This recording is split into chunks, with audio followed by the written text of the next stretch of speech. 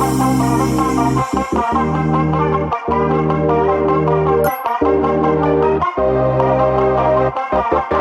everyone and welcome to our channel Coffee and Coffee. My name is Joseph, or you can call me Coffee Joe. We are excited with this channel that we have created to give you all the information, secrets and tricks about coffee. We will show you the coffee trees, the coffee beans, how to start coffee, the roasting process, the different types of grinding, the different ways of brewing black coffee, the steps of tasting coffee, and the delicious beverages that use coffee as base. We would like to show you some of the finest single origin and specialty coffees from around the world. But first, let's learn some important facts and information about coffee. The word coffee entered the English language at the end of the 16th century via the Dutch coffee, borrowed from the Ottoman Turkish café, in turn borrowed from the Arabic qahwa. Did you know that coffee is the second largest consumed drink in the world after water? It has been estimated that the daily consumption of coffee is 2.25 billion cups. That's a lot. The number one country that consumes the most coffee in a per capita basis is Finland, followed by Norway and then the Netherlands. On the other hand, the three biggest producers are Brazil, Vietnam, and Colombia. In substance, there are a lot of beverages related to coffee. Just think on the following ones: Black coffee, tinto, cubanito, americano, Turkish coffee, coffee O, coffee tubruk, espresso, espresso corretto, espresso con pana, macchiato, espresso macchiato, cortado, latte, cappuccino, mocha, marocchino, affogato, egg coffee, carajillo, Vietnamese coffee, gomosa, Guillermo, Irish coffee, black tie, bulletproof coffee, red eye, black eye, iced coffee, iced americano, iced espresso, iced latte, iced cappuccino, iced mocha, iced coffee, cold brew, nitro cold brew, frappe, shakes. I'm quite sure that I missed some, but that's okay. We'll check them later in the upcoming shows. Now, let's go back to the beginning and let's dive in the history of coffee. Initially, coffee was consumed as food.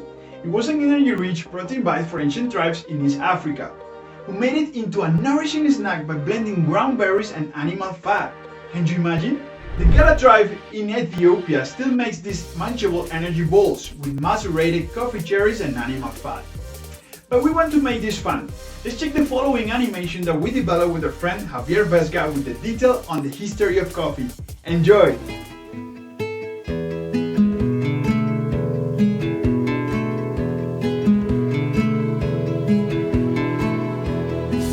Coffee's beginnings are enveloped in mystery and lore.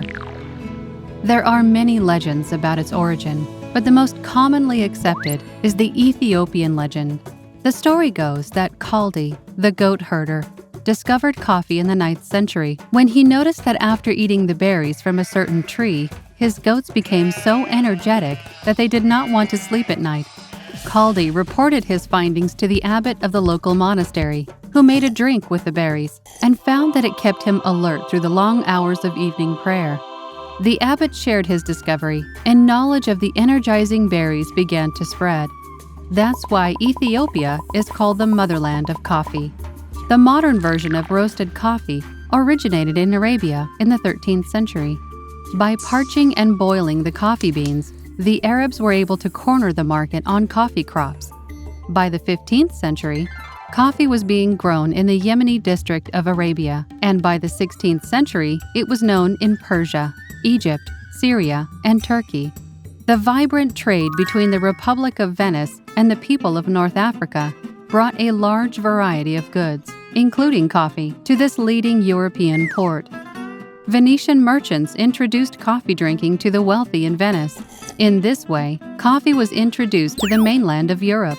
The first European coffee house was opened in Venice in 1645. Soon, coffee shops started opening when coffee spread and became the drink of the intellectuals, of social gatherings, even of lovers, as plates of chocolate and coffee were considered a romantic gift. Beer and wine began to be replaced by coffee as the common breakfast drink beverages of the time. Those who drank coffee began the day alert and energized. In 1714, the mayor of Amsterdam presented a gift of a young coffee plant to King Louis XIV of France. The king ordered it to be planted in the Royal Botanical Garden in Paris. In 1723, a young naval officer, Gabriel Desclous, obtained a seedling from the king's plant. Despite a challenging voyage, complete with horrendous weather, a saboteur who tried to destroy the seedling, and a pirate attack, he managed to transport it safely to Martinique. This seedling was the parent of all coffee trees throughout the Caribbean, South and Central America. Missionaries and travelers, traders and colonists continued to carry coffee seeds to the new lands, and coffee trees were planted worldwide. By the end of the 18th century, coffee had become one of the world's most profitable export crops. In what is known today as the United States, the coffee drink was not really popular until the Boston Tea Party of 1773, when making the switch from tea to coffee became something of a patriotic duty. The Civil War and other conflicts that followed also helped to increase coffee consumption as soldiers relied on the caffeine for a boost of energy. Brazil dominated world production, exporting more coffee than the rest of the world combined from 1850 to 1950. The period since 1950 saw the widening of the playing field due to the emergence of several other major producers, notably Colombia, Ivory Coast, Ethiopia, and most recently, Vietnam, which became the second largest producer in 1999. However, Colombia remains the largest worldwide producer of smooth coffee. It is important to point out that Colombian coffee is famous around the world because of its mellow flavor, being recognized as the best smooth coffee in the world. At the beginning of the 21st century, an organization named Fair Trade emerged. The idea of fair trade is to pay the farmers more money, so the farmers can have better lives. Most fair trade's farmers come from Latin America. Today, the grassroots coffee movement continues to grow with the increase of small, independently owned cafes boasting sustainable, locally roasted, fair trade beans.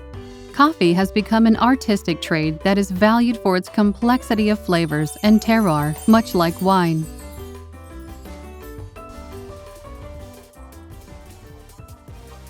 I hope that you enjoyed the animation. Now we can analyze some facts. First, we now know how the word coffee moved from the Arabic to Turkish to Dutch and finally to English.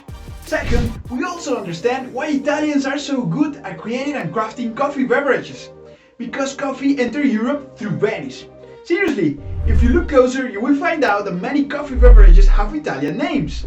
Okay, my friends, I hope that you enjoyed our show. If you did like it, please do not forget to click on the like button below and subscribe to our channel. Thanks for watching and I will see you again in 2 weeks. Bye!